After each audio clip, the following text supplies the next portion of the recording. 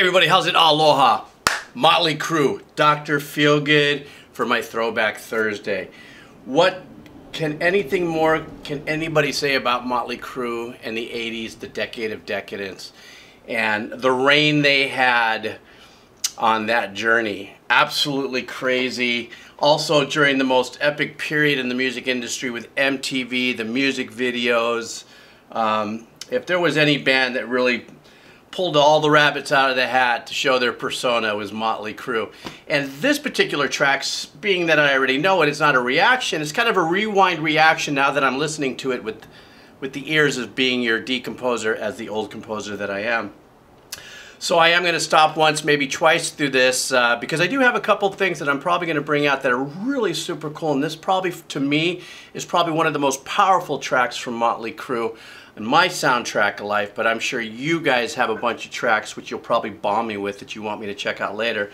But for this track, I want you to tell me, where were you when you first heard this track? How old were you, or were you a kid and your dad was just wrecking the house for it and stuff, you know? I always love that part of this journey that we're on, is when you guys tell me all that stuff. Anyhow, any advertisement runs on this, you know that the ads are copyright claims. It doesn't support me or the channel or the things I do with the kids. So if you want to buy me a cup of coffee, that's super cool beans. The link will be down below there. The link will be down below too if you're curious to see what I do with the kids as a ventriloquist, children's hospital stuff. You know, that's kind of a cool thing as well. And also Motley Crue links with merch and Spotify and stuff will be below also. So let's do this. Throwback Thursday here on the Decomposer Lounge, Motley Crue's Dr. Feelgood. All right.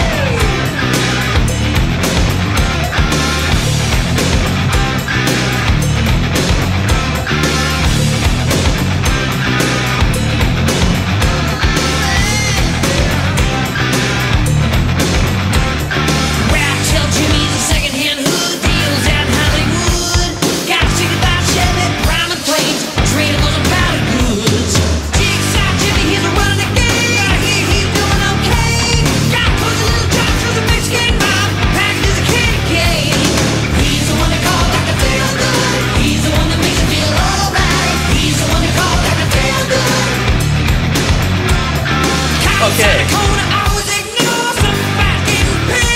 Alright, so here's the deal.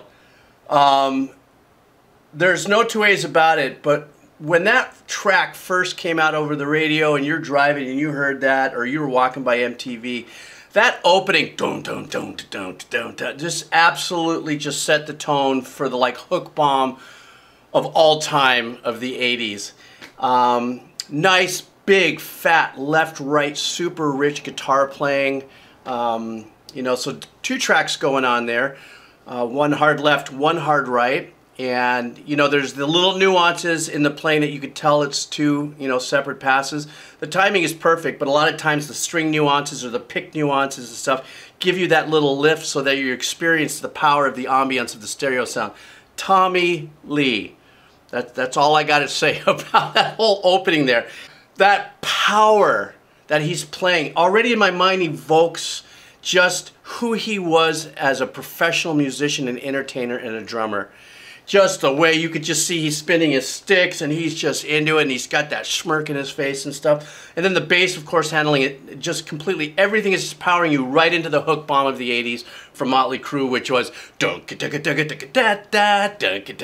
mean, just we all got lit with that. And that is the absolute hook bomb here. Now, of course, when the singing starts and stuff, it actually kind of airs out a little bit with those chord changes and stuff, and Tommy's still just nailing it. Bass playing, I love the sound of the bass on this track.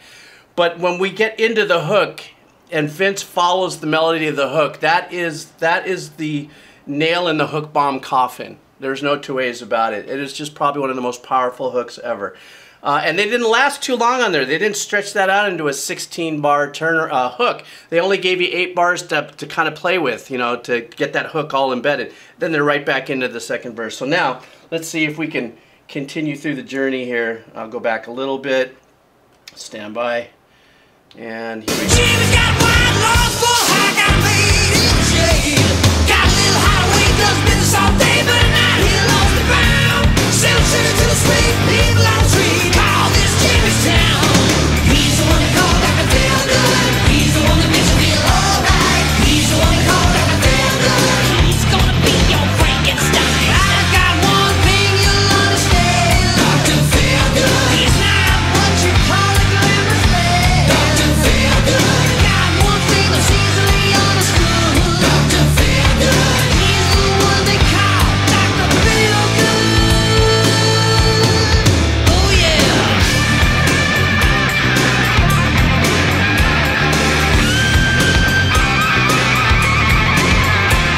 He'll tell you he's the king of these barrio streets. Moving up the Shangri-La. Can't buy his wealth, it's a matter of luck. Says he never broke no law. Two-time blues are running out of juice. Time to move out quick. That rubber don't run. Jimmy's going down this time, it's gonna stick. He's the one that called Dr. Feelgood. He's the one that makes you feel alright. He's the one. Here's another super powerful thing about what's happening in the arrangements here. You had that little turnaround where you had, you know, guitars were just going off and stuff, but there was the affected kind of, it wasn't quite the solo thing, but it really got you kind of still boiling in with the riff. But when the riff power comes in, another great thing that I loved about Tommy, I'm not really gushing too much, I guess I am a little bit more about Tommy, is that the cowbell. You know, I feel this is where like Christopher Walken comes in and does that SNL things going, I got a fever, and that fever needs a new the cowbell. I'm not that guy. But it is so cool because he's got the cowbell going here and on the opposite hitting the ride of the bell. So two completely tonally different cowbell, bell of the cymbal sounds that offset each other. But that cowbell is just, that is the all-time rock. Like I said, I don't know, it's just the nail in the power coffin of just a hook bomb. You know, we've got the riff, we got Tommy's playing, we've got the bass playing, we've got the, you know, everything, and then of course Vince doing what Vince does best. But I don't know, I just kind of goober about it. Let's just keep going. Here we go. He's gonna be your Frankenstein. Let him shoot his shoulders, take his head. Dr. Feelgood. Some people call him Emily. Dr. Feelgood. Let him introduce himself real good. Dr. Feelgood. He's the only one they call Feelgood.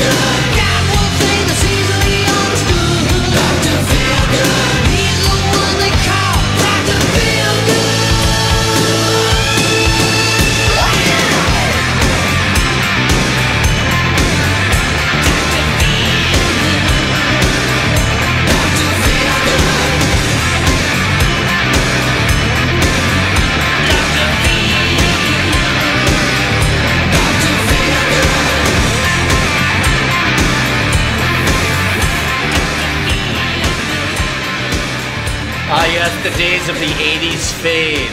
Okay, something else I want to bring up that's another hidden hook bomb, and that's just complete, just layered cake hook bomb, is the fact the kind of the pre-chorus turnaround before the main hook that we heard twice in it, which is da da da da da da da da da, Dr. Feelgood. That is kind of a second level power hook from the riff. I mean, that's obviously the hook verbally is Dr. Feelgood, but really we all felt and were drawn into the power hook of the Dr. Feelgood. But even that pre-chorus turnaround right there was just as powerful. Great chord changes, and then once again when they, you know, with the guitar work that's happening when it's just dun dun dun dun dun dun dun, dun and you hear all this kind of long big bombing dives in the guitar stuff. I mean, in my mind, that's where I'm thinking if someone's coming on to their Dr. Feelgood, you know what I mean? The drugs that they're on and they're just kind of tripping. And then when he does the solo, what I love about that he's doing, the super fast, I think it was the 16th that he's just keep repeating. Kind of reminds me of a little phrasing that I've heard back in my own soundtrack of life.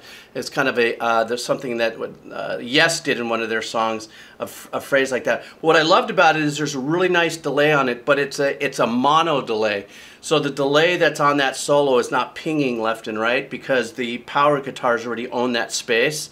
So with the solo that was happening in that guitar with a mono delay on it, it really filled it up nicely and still gave it some ambiance without going overboard, you know, and then, you know, kind of under-delivering if they would have gone left and right because they would have, you know, had to battle that sound. But what a classic. What an absolute classic. Motley Crue, Dr. Feelgood here on the Composer Lounge Throwback Thursday. I want to thank you guys for hanging out. Thank you for all the comments. Thank you for the support should you see fit. If you decide to subscribe after this, super cool beans. I enjoy what I do as your old decomposer and just bringing out some of the fun stuff that I hear in music based on my wisdom. Yes, Obi-Wan Kenobi thing. I'm just kidding. I'm sorry. It's just I'm in that kind of space. You guys take care. Aloha. All right.